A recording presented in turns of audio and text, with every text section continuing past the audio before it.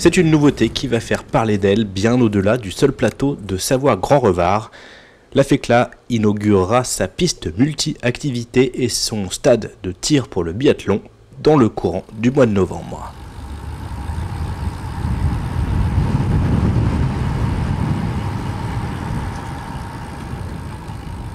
Un projet mûri pendant près de 10 ans pour un chantier de 2 années et au final un équipement qui semble faire l'unanimité.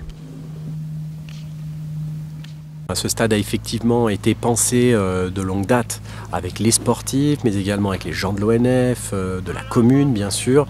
Et on a utilisé les meilleurs cheminements uniquement sur de l'existant, ce qui nous a évité de défricher la forêt.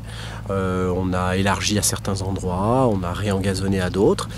Bref, on a utilisé le tracé existant des chemins d'exploitation forestière et de promenade pour sortir à peu près 4,5 km de pistes aménagées.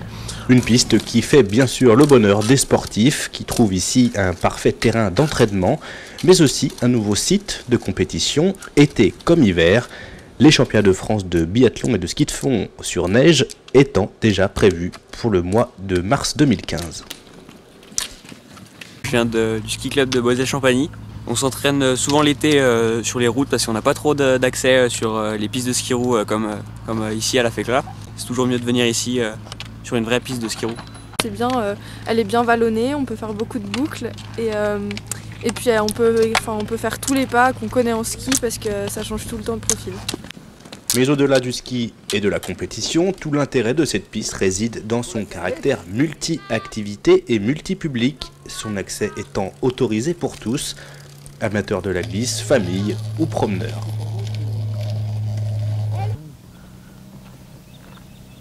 On vient de la revoir sur Chambéry, côté de Chambéry.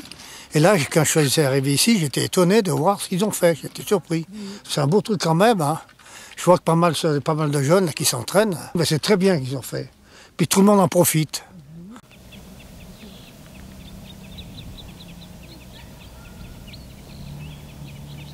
C'est pas simplement un stade de biathlon. Certes, il y a un pas de tir de biathlon à 50 mètres avec 30 cibles. Ça veut dire qu'on est dans les normes internationales. On pourra accueillir des événements internationaux.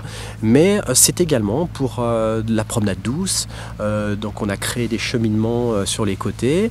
Nous avons également comme contrainte l'exploitation forestière. Hein. Nous sommes une zone vivante. On n'est pas un plateau qui vit sous cloche pour des citadins qui viennent s'encanalier le week-end pendant la durée des vacances. On a une activité pastorale, on a des agriculteurs, donc on a aménagé toute cette zone afin que tout le monde puisse y vivre en harmonie. Alors c'est un peu plus compliqué qu'effectivement sur un stade qui aurait été complètement dédié au biathlon, notamment au niveau des circulations, au niveau des espaces, mais notre ambition c'est de faire en sorte que l'agro-pastoralisme, que le tourisme, que le sportif, et puis bien sûr les exploitants sylvicoles, donc de la forêt, puissent là aussi travailler dans de bonnes conditions. Donc on a beaucoup réfléchi, on a aménagé les pistes, on a aménagé des accès et des circulations qui permettront à tout le monde de venir continuer à profiter de ce beau plateau. Un équipement à 1,9 million d'euros, soutenu à hauteur de 30% par le département de la Savoie.